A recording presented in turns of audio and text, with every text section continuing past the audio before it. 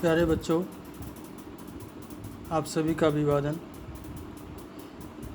इससे पूर्व कालांश में हमने महाकवि कालिदास के जीवन वृत्त,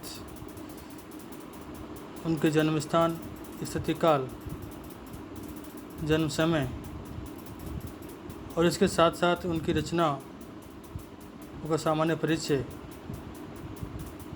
उनकी रचनाओं के सामान्य परिचय पर प्रकाश डाला था, जिसके तहत उनकी रचनाओं की सामान्य जानकारी जिसके तहत उनकी रचनाओं का वर्णन विषय और उनका वर्णन विषय कहाँ से लिया गया है और इसके साथ साथ उनकी रचनाएं कितने सर्गों में, कितने अंकों में विभाजित हैं, साथ ही उसका वर्णन विषय या प्रतिपाद्य विषय क्या है, कौन नायक है, कौन नायिका हैं, और उस महाकाव्य अथवा नाटक में महाकवि का क्या मंतव्य रहा है, इन सभी पर प्रकाश डाला था। आज हम महाकवि कालिदास की काव्य कला पर प्रकाश डालेंगे। जैसे कि मैंने आपको बताया था कि परीक्षा की दृष्टि से महाकवि कालिदास का स्थिति काल, उनका जीवन वृत्त और उनकी रचनाओं की जो संख्या है, इन तीनों ही बिंदुओं को लेकर एक 15 नंबर का क्वेश्चन प्रश्न आपके परीक्षा में पूछा जाता है। और इसी दृष्टि से मैंने सबसे पहले महाकवि कालिदास के स्थिति काल, उनके जीवन वृत्त और रचना संख्या आदि बिंदुओं पर प्रकाश डालते हुए महाकवि कालिदास की रचनाओं का सामान्य परिचय आपको प्रदान किया या उनकी रचनाओं के बारे में सामान्य रूप से आपको बतलाया।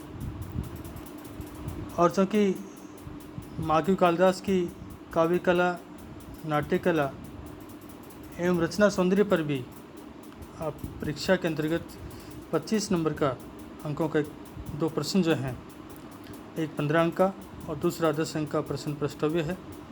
इसलिए उनकी काव्य कला, नाट्य कला और रचना सौंदर्य पर प्रकाश डालना अति आवश्यक है। अतः आज इस कालांश में इन तीनों ही बिंदुओं को लेकर हम चर्चा करेंगे। तो इन तीनों बिंदुओं के अंतर्गत सबसे पहले काव्य जो कला है, उनकी काव्य कला, उस पर प्रकाश डालेंगे। तो काव्य कला के अंतर्गत जैसे कि भाषा है, शैली है, रस, छंद, अलंकार आदि जो बिंदु हैं, उनके आधार पर उनकी काव्य कला पर विचार किया जाएगा या प्रकाश डाला जाएगा। यानी कि इन बिंदु के आधार पर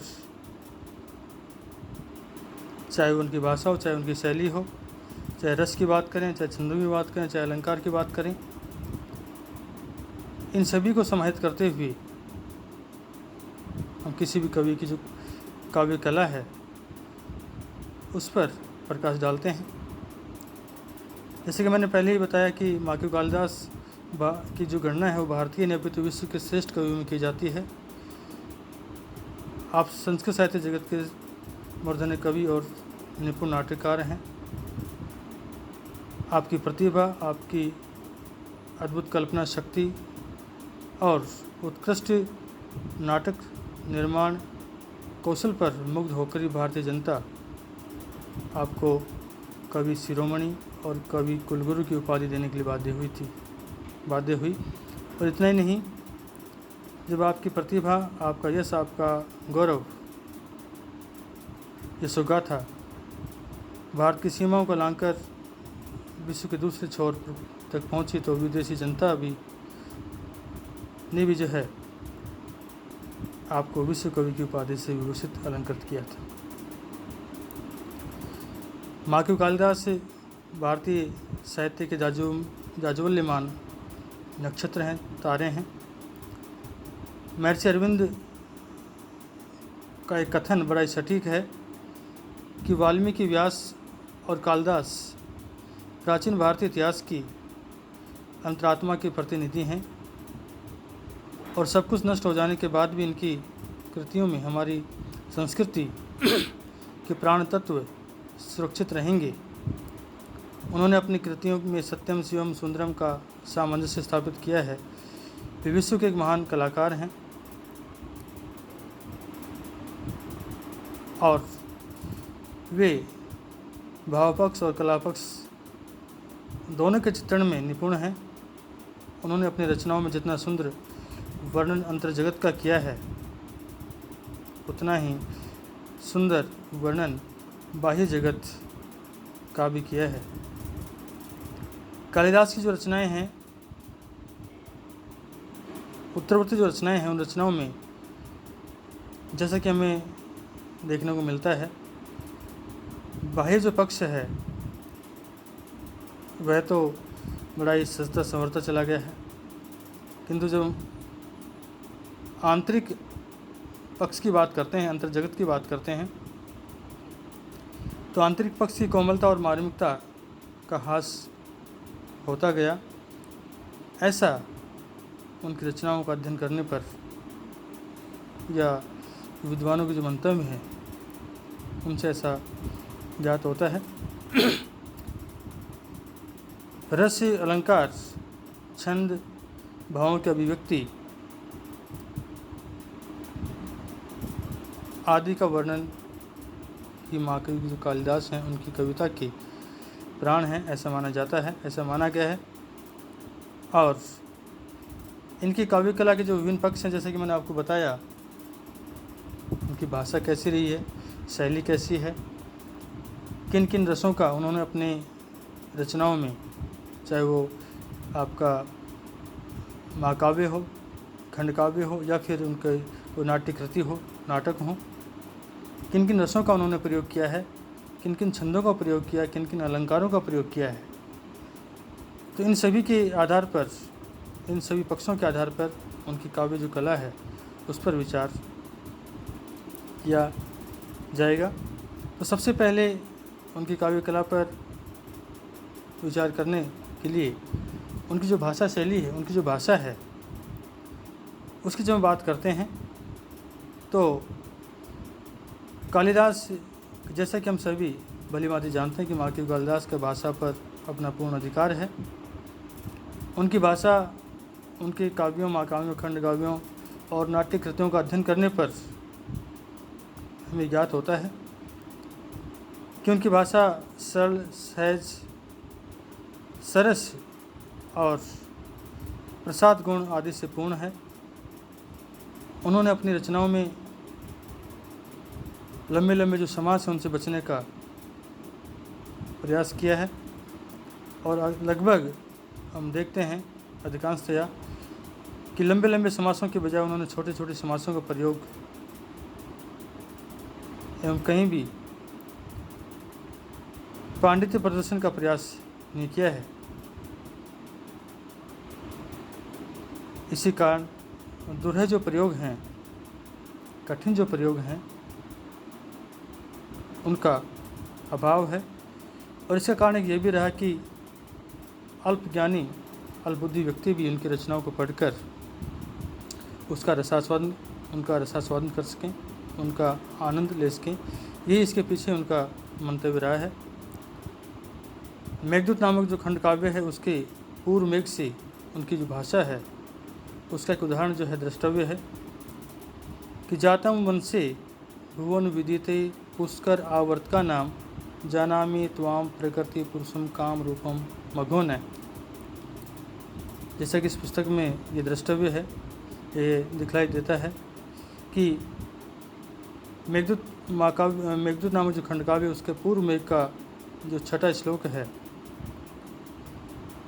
उसमें उनकी जो भाषा शैली है, उनकी जो भाषा है, वो कितनी सहज और सरल है, इसको देखकर ही हम अनुमान लगा सकते हैं। शब्द और अर्थ का सामंजस्य वर्णित करना मार्कण्डेय कालिदास की अपनी प्रमुख विशेषता रही है। विशेषता है किस शब्द का प्रयोग करने से क्या भाव अभिव्यंजित होते हैं, इसे मार्कण्डेय कालिदास बहुत अच्छी तरह से जानते हैं। कालिदास की सरल शब्द योजना उनकी काव्य कला को व्यक्त करती हैं। वे जिस प्रकार के भाव जिस स्थल पर प्रदर्शन करना चाहते हैं उसके अनुकूल ही भाषा का प्रयोग करते हैं। स्थान स्थान पर शब्दों की सरलता के साथ साथ भावों की गंभीरता के भी दर्शन होते हैं। अभिज्ञान शाकुंतलम के दूसरे नाटक का जो 10वां श्लोक है उसमें शब्दों की सरलता के साथ साथ भावों की जो गंभीरता है, जो बात कही गई आपको, उसके प्रत्यक्ष दर्शन हमें करने को मिलते हैं कि अनाघ्रातम पुष्पम किसलयम एलोनम कररूहैर अनाविद्धम रत्नम मधु नवम अनास्वादित रसम अखंडम पुण्यानाम फलम एव च तद्रूपम अनघम न जाने भोक्तारम कम यह सम उपस्थाप्यसति विधि। उनके पास शब्दों का इस प्रकार से इस श्लोक में उनके भावों की जो गंभीरता है वो स्पष्ट रूप से दृष्टिगोचर होती है। उनके पास शब्दों का अगाध भंडार है। भाषा और शब्दकोश पर अधिकार के कारण भाषा में असाधारण मनोरमता और सुंदर प्रवाह है। संवाद सरल, सूक्ष्म तथा आकर्षक है। संवादों में भाषा इतनी सजी और मधुर है कि वह विषय को और अधिक आकर्षक व रोचक बना देती है। उनकी भाषा में कहीं भी अस्वाभाविकता के दर्शन नहीं होते। छोटे छोटे और सरल वाक्यों के प्रयोग से सूक्ष्म अति भावों की अभिव्यक्ति ही की गई है। पात्रों के अनुकूल ही भाषा का प्रयोग किया गया है। जो व्यक्ति जिस कोटि का है उससे उसी प्रकार की भाषा बुलवाई गई है। अतः कह सकते हैं कि कालिदास की भाषा पर पकड़ बहुत ही मजबूत थी, जिसको वे अपनी इच्छा अनुसार ढाल देते थे। तो इस तरह से यह एक भाषा का पक्ष था जिस पर हमने आज इस कालांश में प्रकाश डाला। अगला बिंदु जो शैली है काव्य कला के अंतर्गत, उस पर हम अगले कालांश में प्रकाश डालें।